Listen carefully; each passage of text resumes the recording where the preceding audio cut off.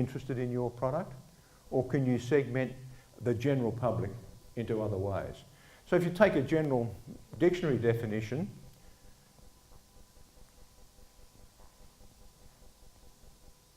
general means completely or almost universal, or affecting almost or nearly all or parts of things. Does that mean everybody in Thailand? The general public? Or can you break the general public down into something that's much, much more specific? And that depends on who's important to the organisation given the situation you face. Let's go back to selling sports cars, to selling SUVs, to selling sedan cars. Somebody who's going to buy an SUV doesn't want the salesperson to talk to them about a sports car, or doesn't want to be seeing advertisements about sports cars, wants to see them about SUVs. So that's why it's important to break up target markets, target publics, target audiences in that way. Kirk Hallahan talks about there being, and this is important in, next stuff's important in issues communication, just as it's important in marketing communication.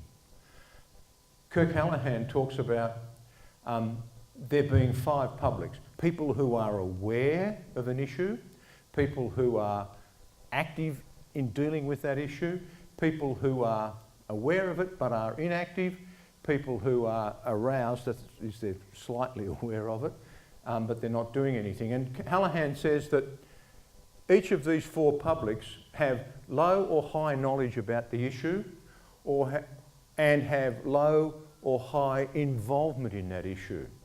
Now this graph applies specifically to issues communication, but you can think about that again in marketing communication sense, in a marketing communication sense. Because if you're trying to sell a product, you want to make people who are aware of your product, active, high involvement with your product, and they go and buy it. Hallahan says that there's a 5th public, and that is what he describes as a non-public, and they've got no knowledge and no involvement in your product. In an issues communication sense, that could be a really dangerous target public, because if you've got them aware and aroused about it, they might become really active, but active against your point of view. But in the marketing communication sense, particularly with a new product, non-publics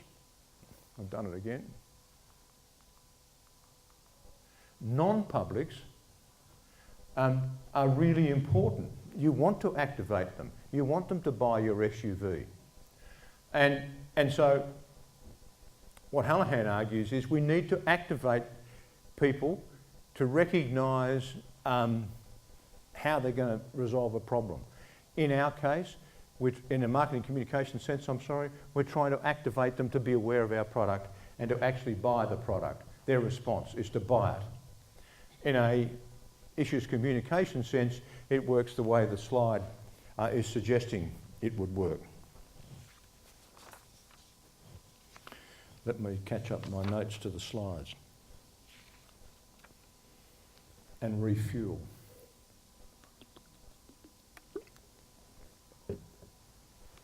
We can look at this in an extension of that slide. You think about response strategies for people in these categories, both from an issues point of view and from a marketing point of view.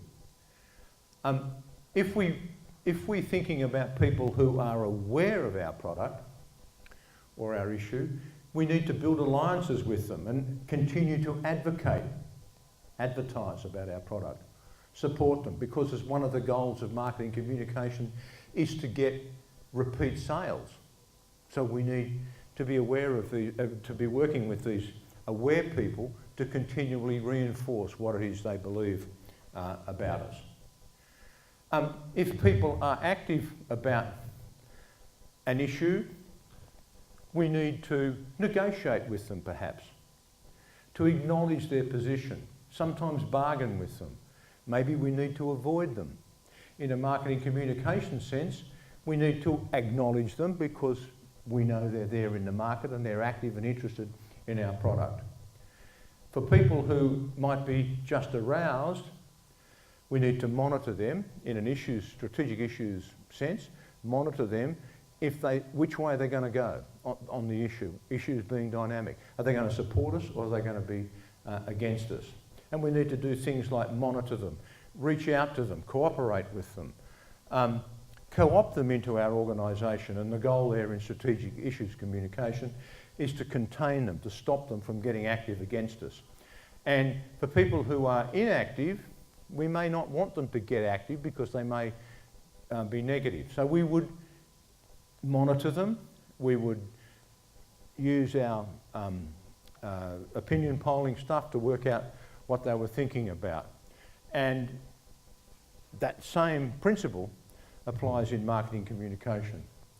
It's possible in issues analysis to plot an issue by the probability that it will happen, high probability, medium probability, low probability that it'll happen, and plot that same issue by its impact on the organisation.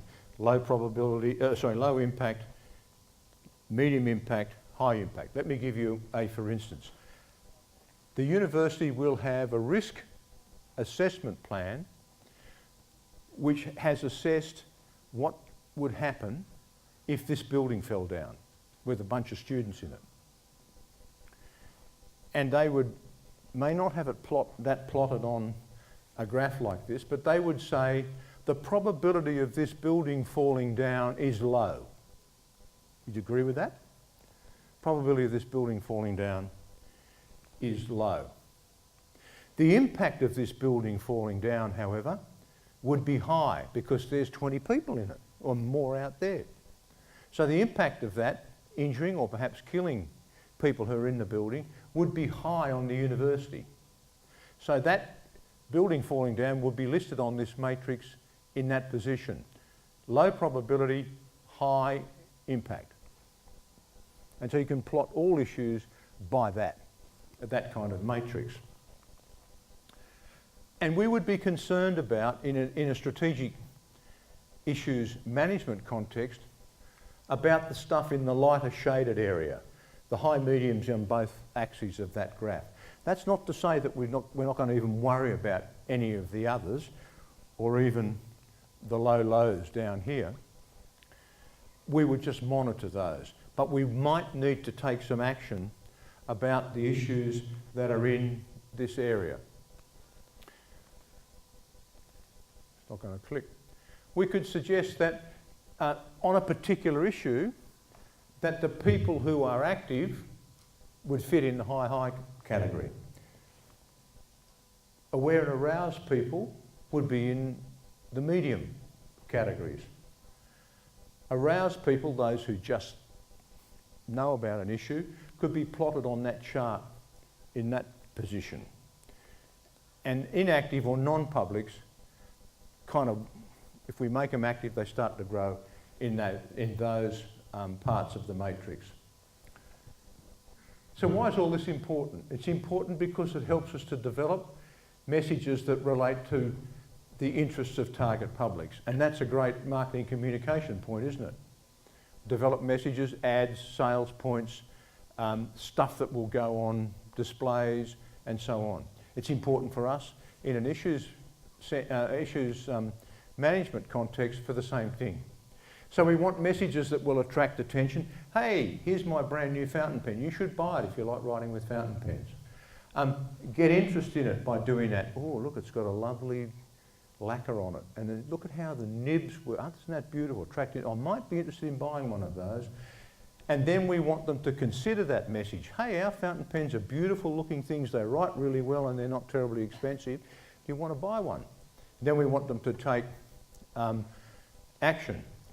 And it's important because once we know all of those things, once we've done that issues analysis, we can work out what kind of tactics, direct selling, advertising, media releases, we need to issue in order to get them to buy the stuff. And this is important because it relates to the situation we're facing.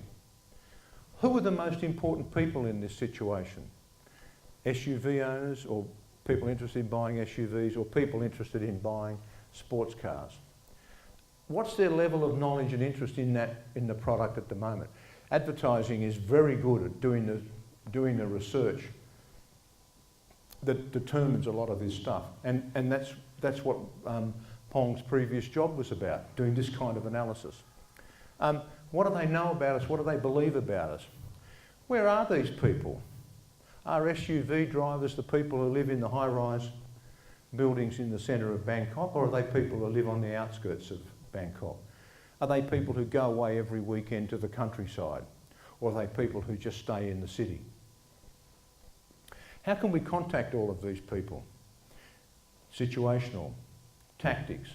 What tactics will reach which people? What kind of ad will reach me compared to the kind of ad that will reach you? And what's in it for them? Hopefully a good product at a good price. And these are specific questions that you need to ask in both strategic issues analysis and in marketing communication analysis. But there are no general answers to these. There'd be specific answers.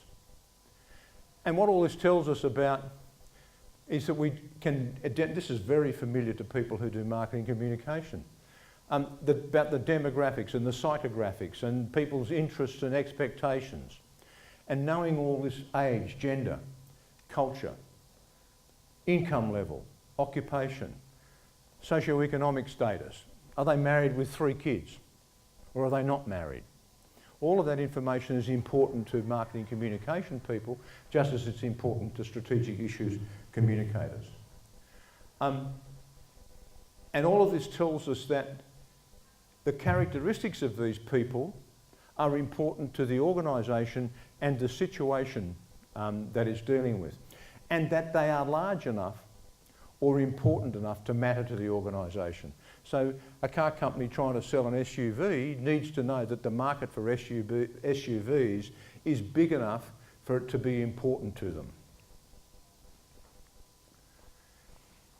Generally homogenous means they share demographics.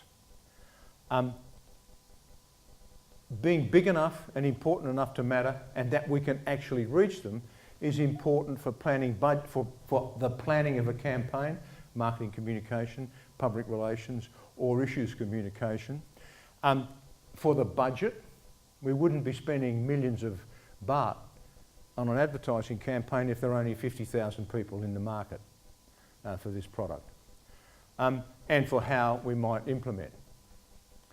And so that means that segmenting target publics means that we can write, or audiences or markets, that we can write an effective strategy because we know where people stand on an issue. The issue being whether they'll buy SUVs or whether they'll buy sports cars. The issue being something to do with the environment that we looked at previously.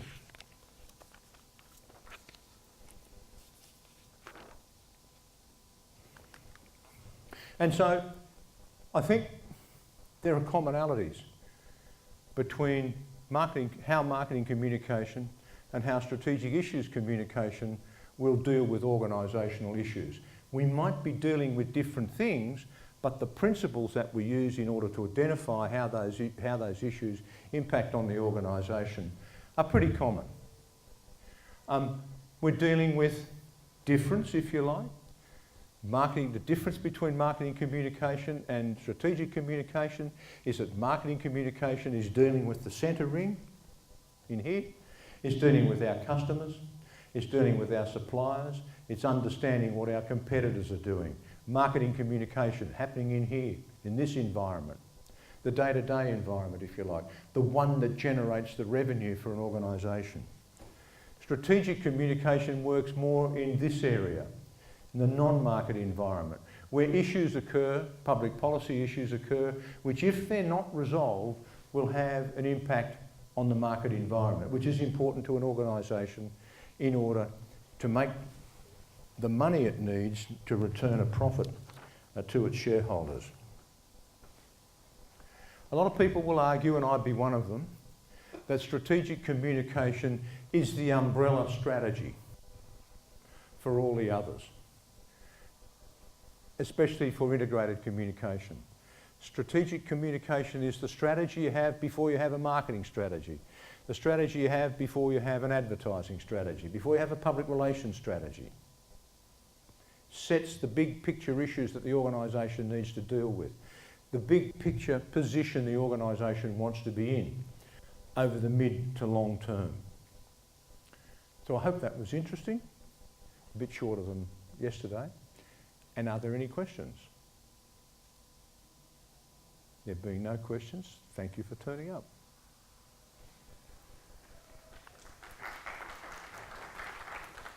And I don't know where my friend 10 is.